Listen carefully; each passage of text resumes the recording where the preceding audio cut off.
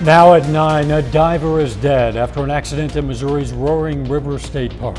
Plus, how some local third graders are getting a lesson about where our food comes from. And will former President Trump testify before the January 6th committee? That's what the panel wants. I'm Mallory Rivera in Washington with more on what the former president has to say coming up. The 4 states' most watched news starts now. Thanks for joining us tonight. I'm Dow Quick. A man is dead in Berry County, Missouri after a diving accident. One of the divers from exploration group KISS Rebreathers divers died at Roaring River State Park late this morning. This is video from a previous dive. According to the Missouri Highway Patrol, Eric Hahn died while staging equipment for a dive that's coming up. The divers were in about 190 feet of water. An investigation into how he died is underway.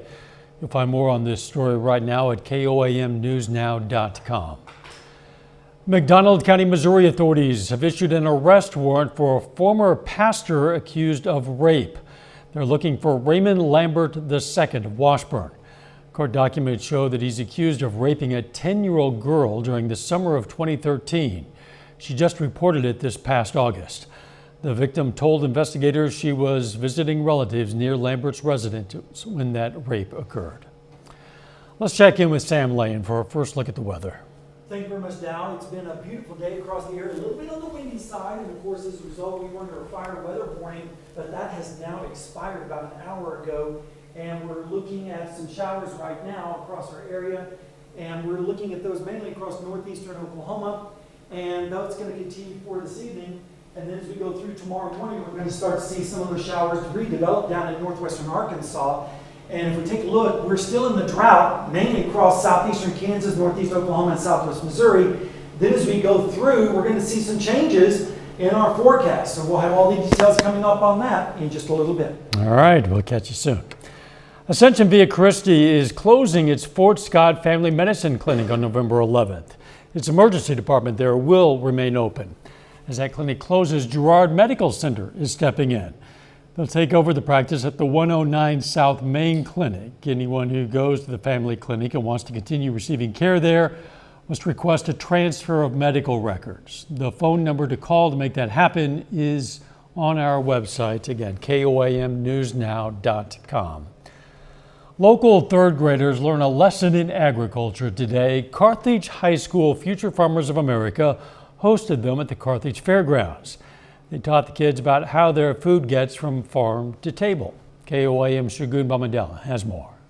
The Food for America program focuses on agricultural literacy in elementary schools and communities. It also aims to help FFA members and all agricultural education students in leadership skills development. Agriculture isn't everything, and these kids are going to grow up and have to lead our society eventually, and I think it's really important for them to know where their food comes from and how things work down from the very basics.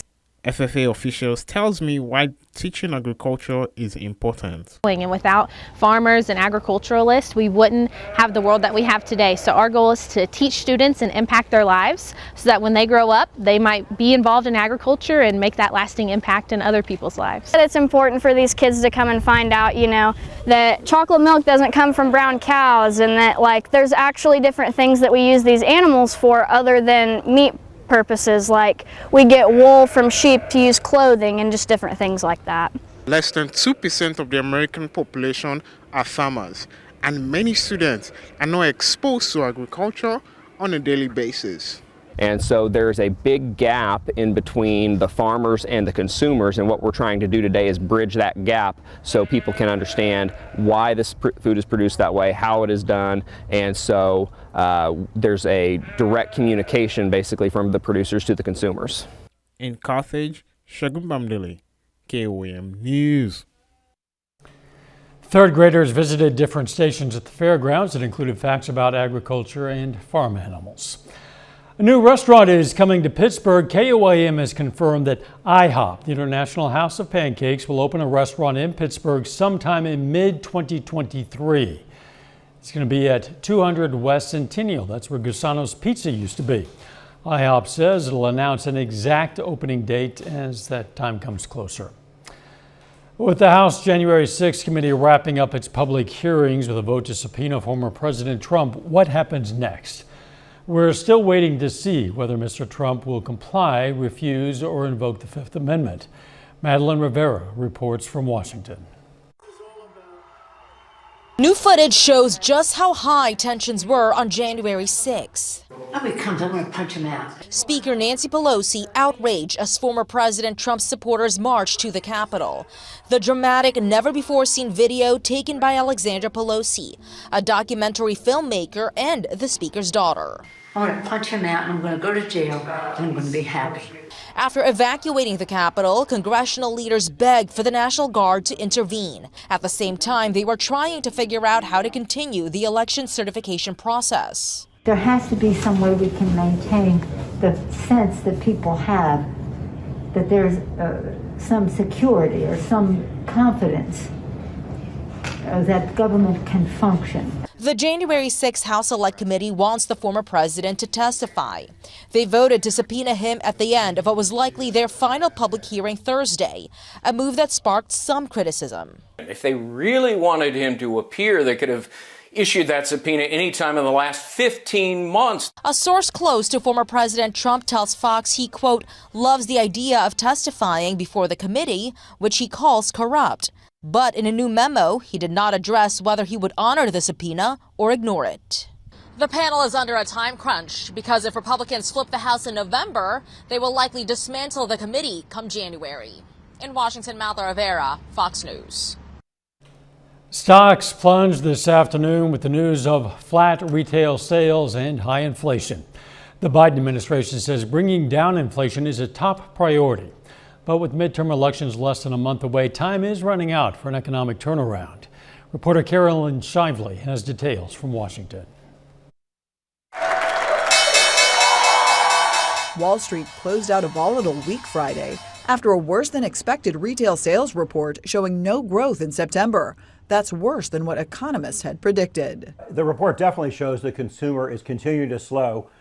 This report was worse than last month's on virtually every line. Add that to Thursday's report showing prices jumped once again last month. U.S. consumers are also raising their expectations for future inflation, putting pressure on the Federal Reserve to make another aggressive interest rate hike and raising the chances of a recession. We've got all these headwinds that are coming at us. We're watching the storm in the distance, and this is a global storm. Might I add here. There is a bit of good economic news this week for Americans collecting Social Security. They'll receive an 8.7% raise in benefits next year, averaging out to about $140 more a month, the highest jump since 1981. Plus, the monthly premium for Medicare Part B will drop in 2023 by about $5. This is probably the only time we will ever see anything like this. I'm encouraging everyone to appreciate it because this may be the best it's going to get, folks. So the Fed meets again early next month. Wall Street is expecting another hefty interest rate hike. In Washington, Caroline Shively, Fox News. KOAM News on Fox 14 takes this time now to honor another four-state hero. Clifton Bishop served in the U.S. Army from 2003 to 2008. The Towanda, Kansas native was stationed in Korea and Iraq, and we salute Sergeant Clifton Bishop, a four-state hero. Sam is next with a complete look at the forecast, and later the Pitt State defense aims to stay rolling this weekend on the road against Lincoln. We're going to hear from the Gorillas in sports.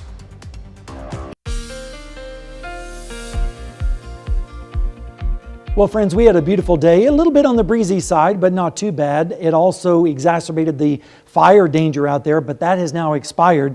Right now, this evening, we're looking at pretty fair conditions, including Seneca, Missouri, with the Indigo Sky Casino and Resort camera. Looking pretty good down there. There are some showers in our area, and I'll show you that in radar. But first, I wanted to talk about the highs today. They were very pleasant across the area, even with the winds. 83 in Joplin, 84 in Columbus and Miami.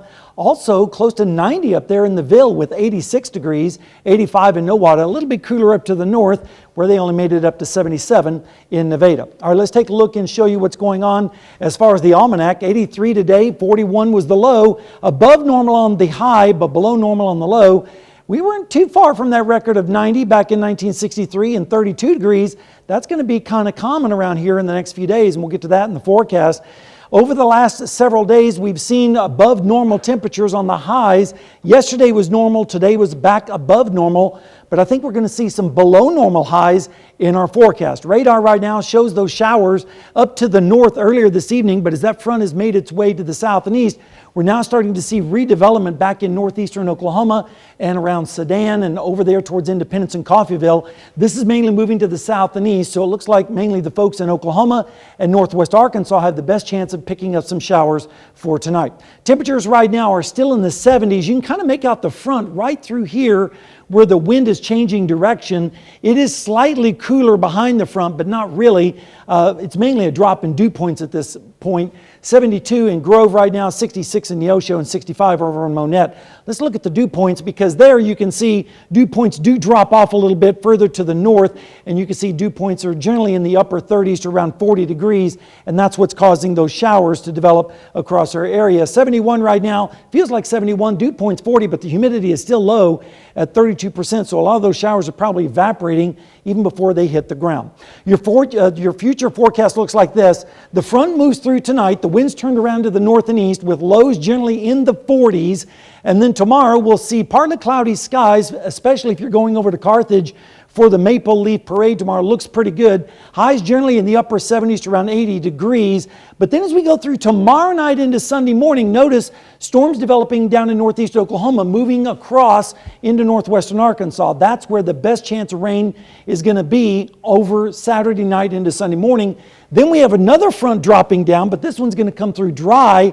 It's just going to basically change our wind direction and introduce some much cooler air as we go into the early part of next week. So by Sunday afternoon, it goes down through, and highs will be in the upper 60s to around 70 degrees. But check this out.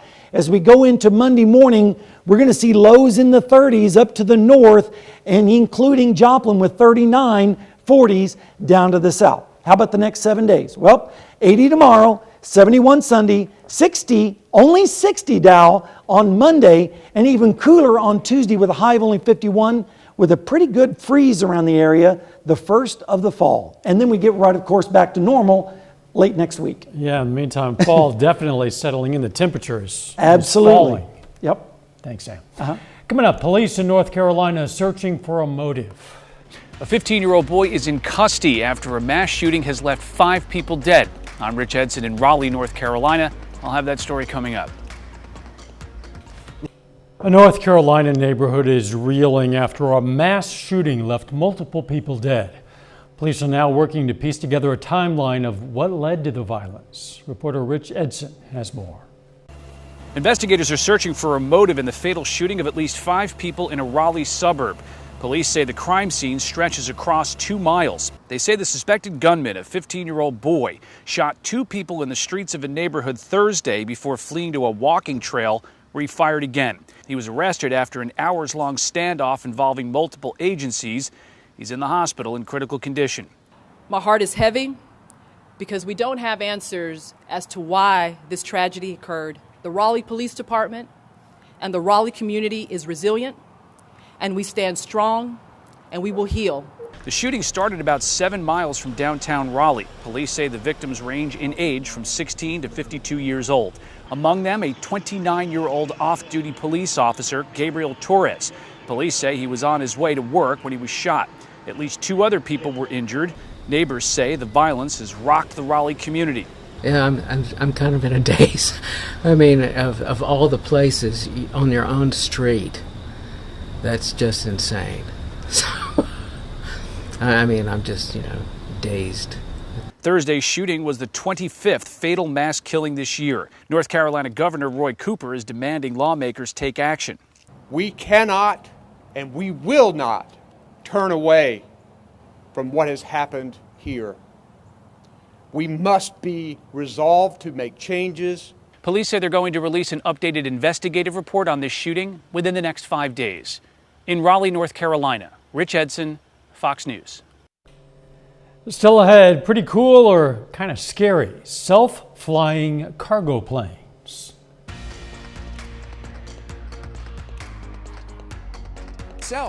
I'm Grady Trimble with Fox Business. Coming up, we're going to take it for a spin and discuss how autonomous flying could revolutionize aviation.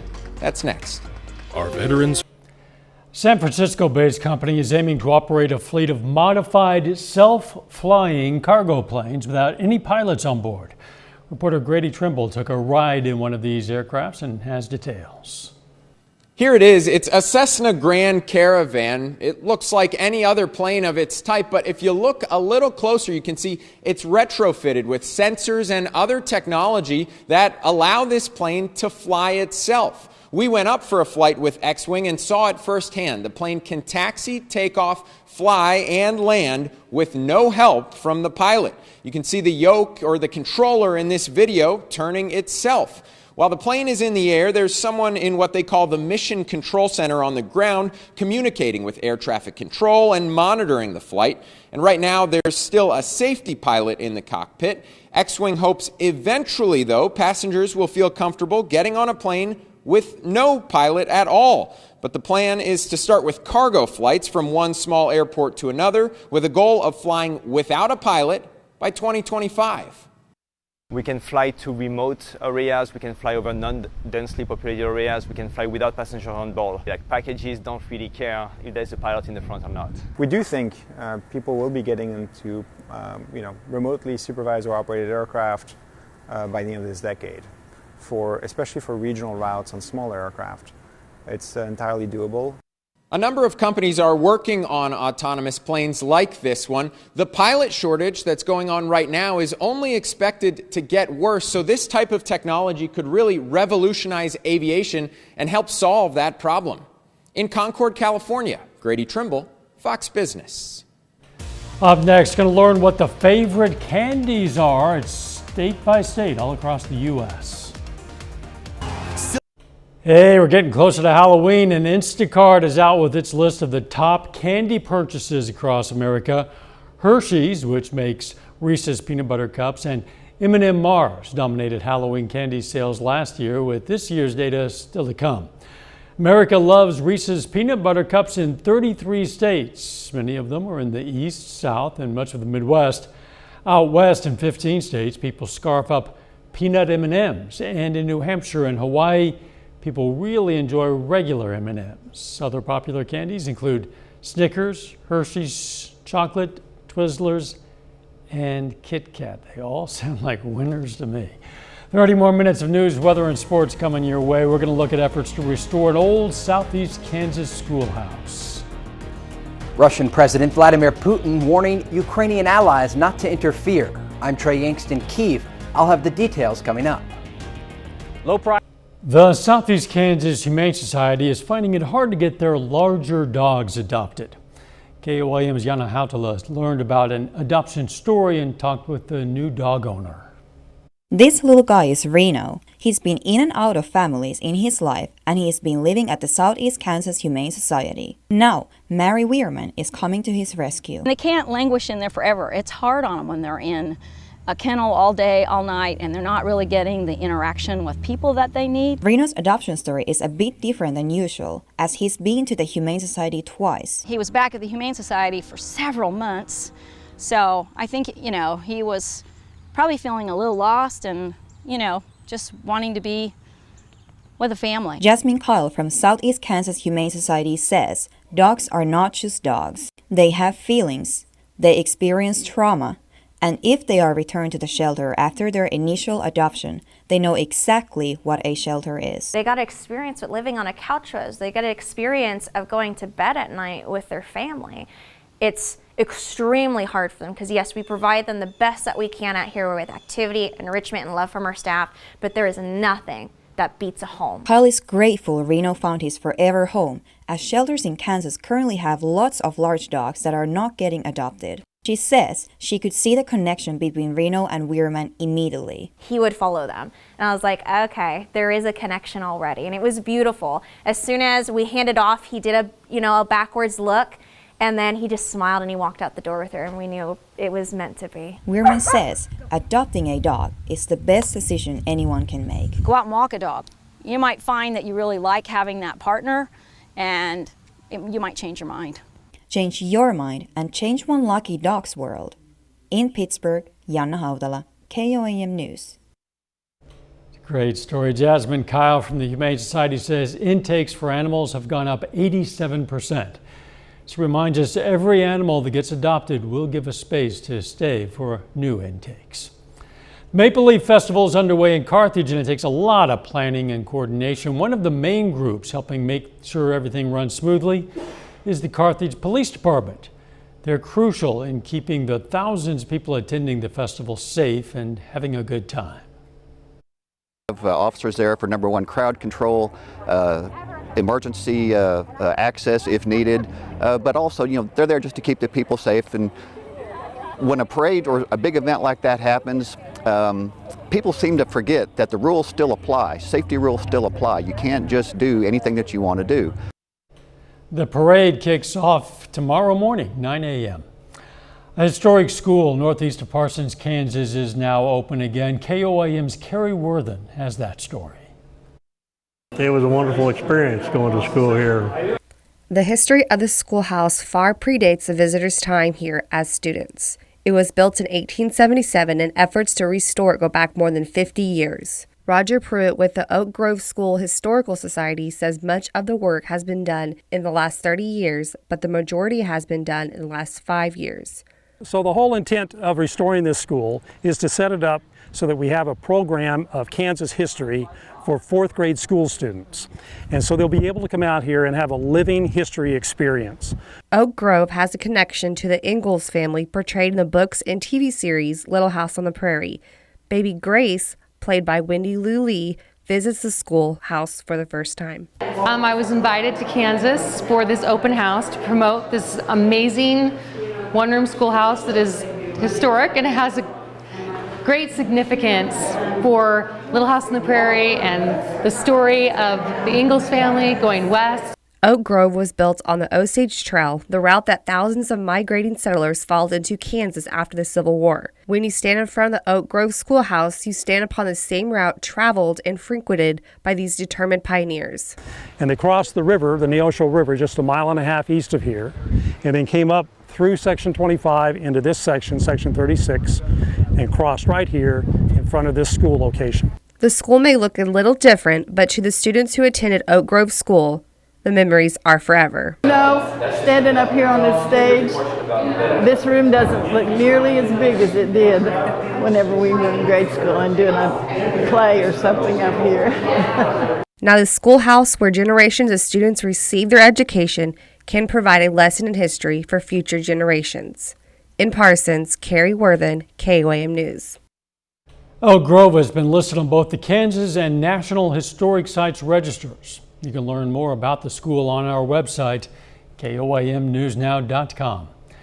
Video streamer Roku is launching a new line of smart home products. Roku collaborated with Wise Labs to create the devices. They include a smart doorbell, cameras, smart bulbs, smart light strips, and smart plugs.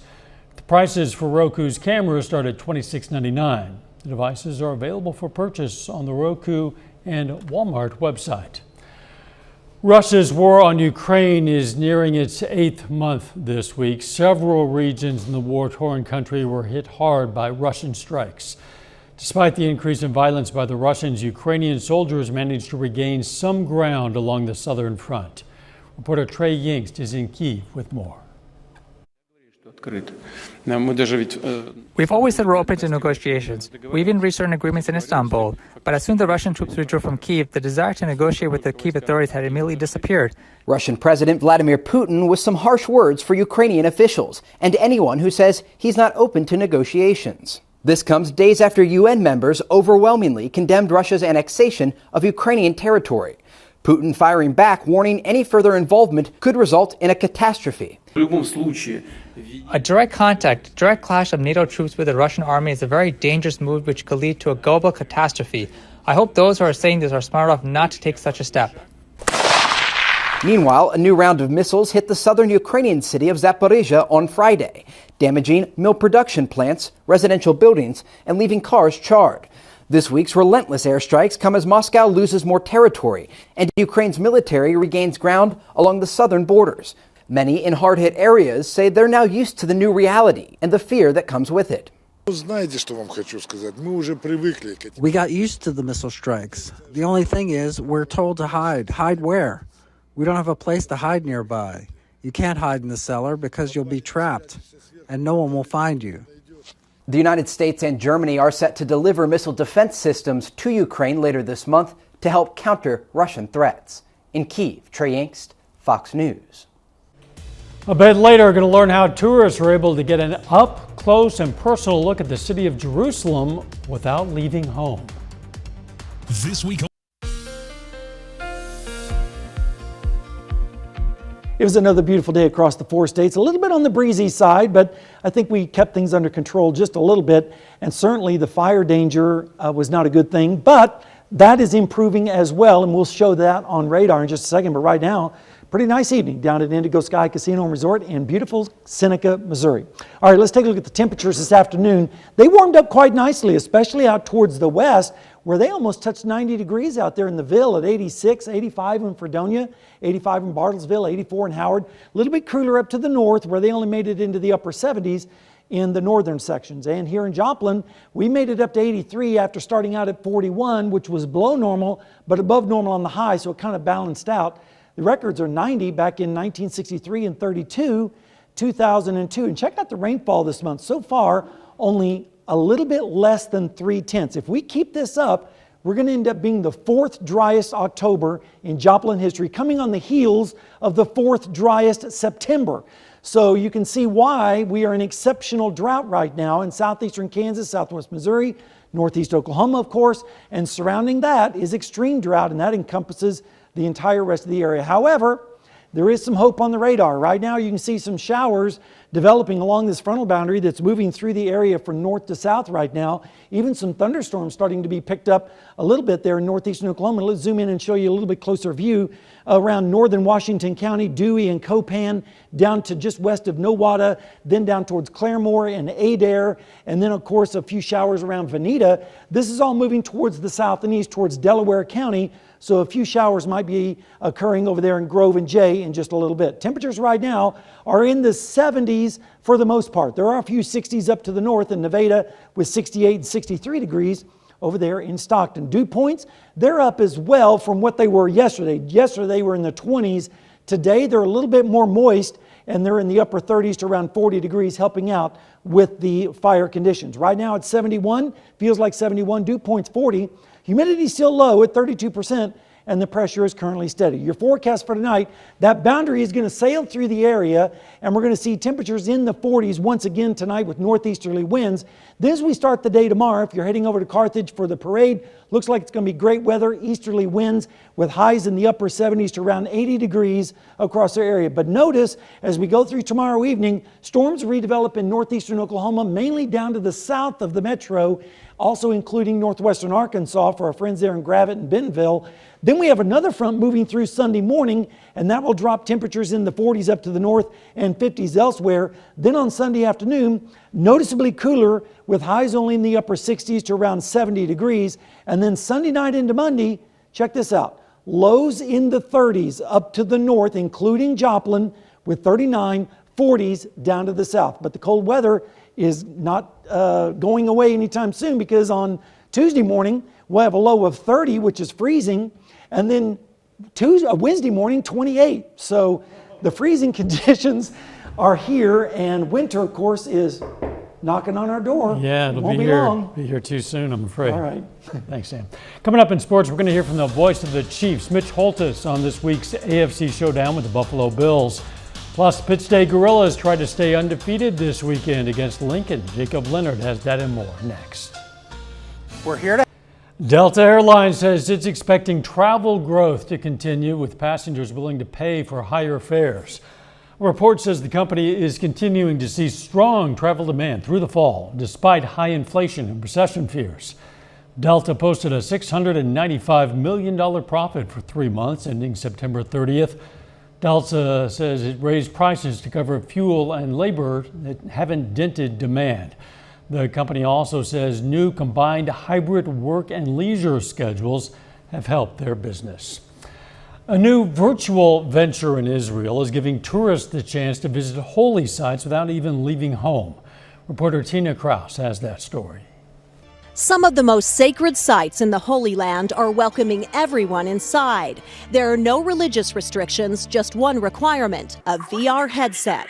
They can teleport themselves into various holy sites across the old city of Jerusalem. Make your way across the basilica to the chapel known as the Edicule, containing the tomb of Jesus. Israeli-Canadian company Blimey hopes the technology will bridge cultural divides. The purpose is to be able to give people the opportunity to understand and put prejudice aside. Nimrod Shanit spent years capturing 360-degree views of Christian, Islamic, and Jewish religious festivals, then stitched it all together to create a virtual window of opportunity for tourists. Grab your note and place it in the crevice. There's also an interactive game where armchair pilgrims can tuck a prayer note into a crack of the Western Wall or follow the steps of thousands of worshippers during Ramadan at the Al-Aqsa Mosque. This game is an amazing opportunity for people that cannot come right away to be there and to feel it. Don't be afraid. Place your hand over the tomb. Developers say the creative element appeals to the next generation too, drawing young people from different backgrounds closer together. Virtual tourism has been having a big hit in the aftermath of COVID. Other companies are offering virtual tours of ancient attractions in Rome, like the Colosseum. Coming up, a big announcement from the American Music Awards. Hollywood Nation is next. Scottish actor Robbie Coltrane has died. Coltrane's agent says the actor died in a Scottish hospital today. Cause of death has not been released. The actor is best known for his work as Hagrid in the Harry Potter movies and for playing a crime-solving psychologist on the British TV series Cracker. He also played a Russian crime boss in the James Bond films GoldenEye and The World Is Not Enough. Coltrane is survived by his sister, ex-wife, and 2 children. He was 72 years old. The American Music Awards makes an announcement. A popular late-night host sets his departure date and more. Fox's Ashley Dvorkin has all the latest from the Hollywood Nation. This is where it all began for me. Beckham's Underdogs, Noah's Last Day, and a new list of nominees in the Hollywood Nation. Bad Bunny leads the nominations for the 2022 American Music Awards. The Puerto Rican superstar scored 8 nods, including Artist of the Year. Beyoncé, Taylor Swift, and Drake follow close behind with 6 each. The annual fan-voted ceremony airs live from LA's Microsoft Theater November 20th on ABC. Trevor Noah's last day as host of The Daily Show is coming soon. The comedian will sign off Comedy Central's Emmy-winning news show on December 8th. His greatest moments will be highlighted during a week-long celebration leading up to the finale episode. The show will return January 17th with a new host who has yet to be announced. Lizzo is sharing her life story. The Grammy-winning artist's upcoming documentary, Love Lizzo, premieres on HBO Max November 24th. It will chronicle her humble beginnings to her rise to fame with an intimate look at the moments that shaped her career. You probably don't know, I played in this league. And David Beckham is changing lives on and off the field in today's First Looks. Disney Plus released the trailer to Save Our Squad with David Beckham, featuring the soccer legend traveling back to his childhood hometown in East London to mentor a youth soccer team. The docuseries premieres November 9th. This game is not over. In Hollywood, Ashley Dvorkin, Fox News. And that's our time for tonight. Thanks for joining us. We're going to leave you with video of elephants smashing pumpkins at the Oregon Zoo. Let's make it a great weekend.